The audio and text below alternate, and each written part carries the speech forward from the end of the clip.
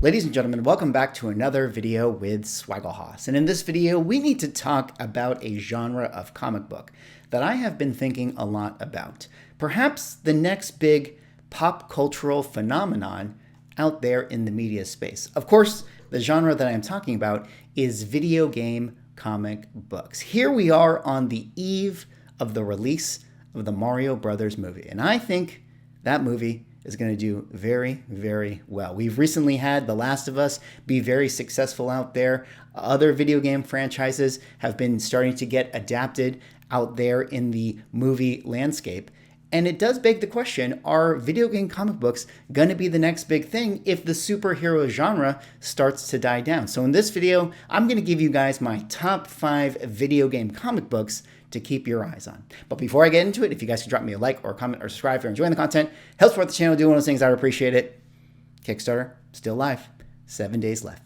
But let us get into this video here today. And of course, the first book that I really want to focus on is one that keeps it in the Nintendo world. But this one, of course, is Captain N, the Game Master, #1 from 1990. And what is the significance of this? Well, of course, this would be the first appearance of the character Metroid, aka Samus, in comic book form. Now, we all remember growing up playing Nintendo, and of course, Mario Brothers was the flagship game for that system. But a very, very close second, or maybe third, depending on how you stack rank it, was also Metroid. Metroid was one of the great early video games in the Nintendo system. And this book right here has that first appearance of the protagonist of the Metroid game, which is, of course, Samus. Now, one thing that's really interesting about this one is that it also scratches those member berries of Captain N, the Game Master. Now, I don't know if you guys remember this cartoon, but it was also a very, very fun one. This, of course, is a book done by Valiant. Valiant has a lot of great sort of Nintendo IP adaptations in comic book form. And I really think that this book has a lot of potential to kind of go up in the future. I think that Metroid is a very underutilized franchise, a very underutilized IP, and I think that this could be something that is really, really interesting later on down the line. Now, CGC 9.8 FMV is selling around that $375 level, and this is a book that doesn't have a, particularly high census, only 199 universal CGC Blue labels out there, 30 of which are 9.8s. Now, that's not to say that this book is exceptionally rare. I mean, I think that this is a book that has a lot of raw copies out there, but it does kind of go to show that this is a book that has the potential to at least have a pretty solid floor, being that, it has less than that of other Copper Age books that came out during this time. On top of all that, Metroid is a female-led franchise, and we know that Hollywood wants to do a lot of diversity and inclusion stuff, so this one feels like a no-brainer to adapt into some kind of, movie franchise at some point in the future. And I think if Mario Brothers is able to, be extremely successful and make the kind of money that I think it's going to make in its run, Metroid could be next on the list. And speaking of next on the list, we got to move to the #2 pick, which is of course going to be for the other flagship character of the Nintendo system. But this one right here is Nintendo Comics System Sneak Preview from 1990. And what is the significance of this? Well, of course, this would be the first appearance of the character known as Link, the protagonist of the Zelda franchise. And the Nintendo Comics Preview is definitely the go-to book to get, in my opinion. I think that that's going to be the one that always commands the most value. And it does, in fact, have the first appearance of Link. But another one that I want to have as an honorable mention for, the Zelda franchise is, of course, The Legend of Zelda #1 that came out a few months after the comic system, that actually features the first title series for Zelda and actually is the first Link on the cover. I also think that that is a very, very good book to get our hands on. And I really do think that Zelda is a franchise that has a lot of legs in pop culture in the future. CGC 9.8 fair market value for the comic preview one is actually $2,800. There was actually a really big sale that came in the height of the comic book market that actually was a lot higher than that. But this is a book that is very, very rare, so it doesn't get repriced often. So it's hard to sort of know what it would sell for today. The census count, of course, is only 87 universal CGC Blue labels out there and only 8 9.8s. Again, hard to know how rare these books are. Of course, the Valiant was a very, very popular comic book publisher back in the day, in 1990, but it's hard to know how many of these exist still in 9.8. Certainly a lot less than that of DC and Marvel. Now for Legend of Zelda 1, that has a little bit higher of a census at 373 blue labels. Fair market value for the 9.8s on that one are around the $1,100 range. But both of these books are very, very interesting. Of course, Zelda is basically at this point a household name, even beyond that of video games. And there is already talks and development for an animated film franchise to follow up the Mario Brothers one that will feature, Link and Zelda. And I actually think that that one could be very successful as well. And if we ever get to that point, if there is actually a live adaptation of those characters, you know that the market is going to be buying a lot of comic books. And speaking of buying comic books, let's take a moment to talk about the sponsor of this video, Torpedo Comics. Now, for those who don't know, Torpedo Comics is one of the best comic book stores in the country. They are based out of Las Vegas, Nevada, but also have locations in the Southern California area as well. But not to worry if you aren't on the West Coast, they have their website, torpedocomics.com, where you can go here and browse their amazing selection of comic books. They have raw comic books, they have CGC graded stuff, they have mystery boxes, and they even have trading cards if you're into that sort of thing. But of course, I like my raw comic books. And one of the nice things about their stores, they have this handy search feature. I can type in video games right here, click the link, and see what video games they have up for sale, like this very cool Apex Legends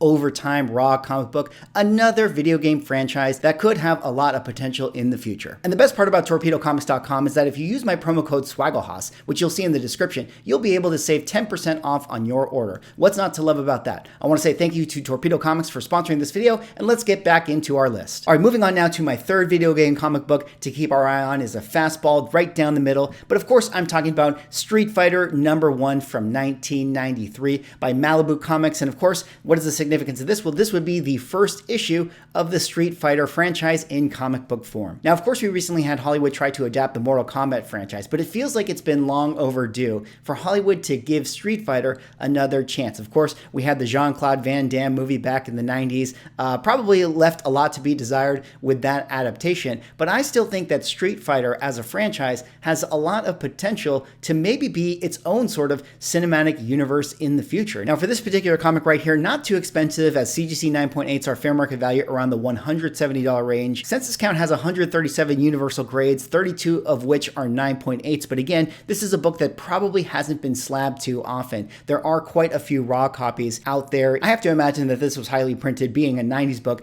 based off of a franchise that was extremely popular at the time. But I still think that there are legs for this franchise. Of course, Street Fighter #6 is going to be coming out in June of 2023. That could cause some interest and FOMO out there in the market for a book like this. Even video games can kind of move the comic book market from time to time. But I really do think that Street Fighter as a brand name still has a lot of potential, and you really could build sort of a cinematic universe based on the fact that there are so many different characters. On top of all of that, one of the cool things about this book is that on the back cover, it is actually a full ad page for Mortal Kombat. So kind of a cool, collector aspect to this book as well. Got to be careful with this one. This was a polybag one, and there is also a foil variant, which could in fact be more rare. But either way, Street Fighter 1 from 1993, a very cool video game comic book adaptation, and one that we should keep our eye on. All right, let's move on now to my fourth pick here. My fourth pick is actually one that is a personal favorite of mine, but this one right here is World of Warcraft #1 from 2007, done by Wildstorm. That would be the first World of Warcraft comic book. Now, of course, you guys know World of Warcraft, one of the biggest video game franchises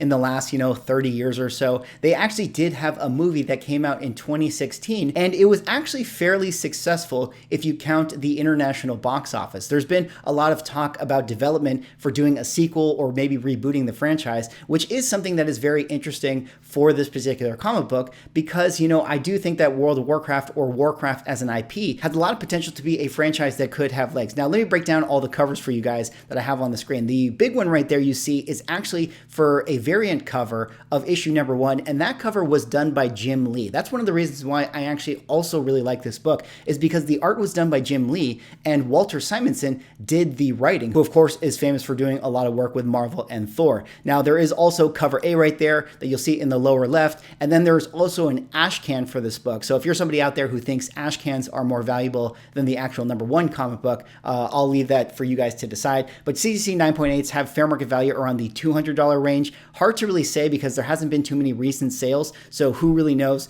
what those would go for right now. Census count is also pretty low at 42 Universal, only 17 9.8s. But again, I think like some of the other comic books I've already talked about, there's a lot of raw copies out there. So it's hard to really know if these books are particularly rare or not. And on top of World of Warcraft, if we think about Blizzard, who of course is the company that makes this game, they do have a lot of other interesting franchises like StarCraft #1. That's another Wildstorm book that came out in 2009, and Diablo Tales of Sanctuary, another comic book that came out in 2001. And those two are also really interesting to keep our eyes on as potential video game adaptations in the future. All right, let's move on now to my last video game comic book to keep our eye on. And this one is a little bit of an asterisk because it's video game slash board games here. And of course, we got to talk about Wizards of the Coast comic books. Now, I have a few that I want to talk about on your screen, but let me just kind of break them down for you really quickly. Of course, at #1, we have Forgotten Realms Homeland #1.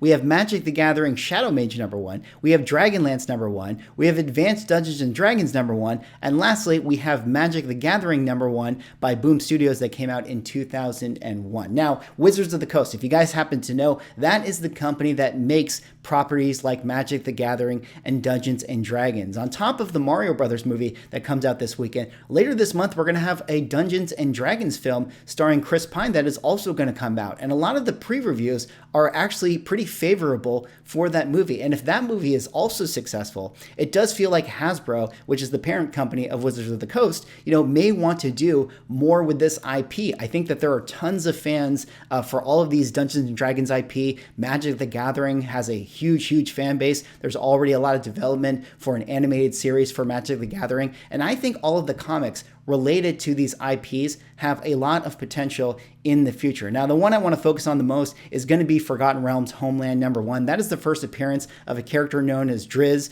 Driz is one of the big kind of cultural IP characters within the Dungeons and Dragons universe. That book right there is a CGC 9.8, fair market value around the $510 range. Census count is 87 Universals, 36 9.8s. That is a book that actually is pretty hard to find out there. I mean, there might be a lot of raw copies, but it isn't an easy one to come by, and it's also very difficult to get in 9.8 grades. But whether you like Dragonlance, which has already been adapted by Joe Manganiello to be turned into a movie, if you like Dungeons and Dragons, if you like Magic the Gathering, the Magic the Gathering #1 by Boom Studios is also very interesting because that book right there, even though it isn't the first Magic the Gathering book, unlike the Shadow Mage one, which is the first Magic the Gathering comic book, that one does actually have the first appearance of a lot of the characters that are popular to the Magic the Gathering franchise. And you would imagine that if they in fact do an adaptation of a series, they might actually use a lot of the characters in that book right there. But I really do think that Wizards of the Coast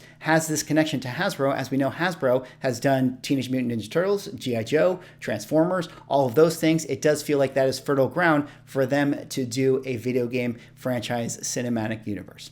Well, that's all for this video. Those were me talking about 5 interesting video game related comic books that I think, we should be keeping our eyes on. It feels like with the kind of pullback of the superhero genre, with a lot of disinterest that people are showing towards the current movies, it does feel like video games could be the next big thing. For a long time, video game movies were terrible, and it feels like, recently with The Last of Us and probably this Mario Brothers movie and the Sonic movie as well, we were able to kind of break the video game curse. And it does feel like that in the future, if Hollywood is looking for what are the next big franchise movies and things that people are going to want to go in droves to, it does feel like video games are fertile ground for that.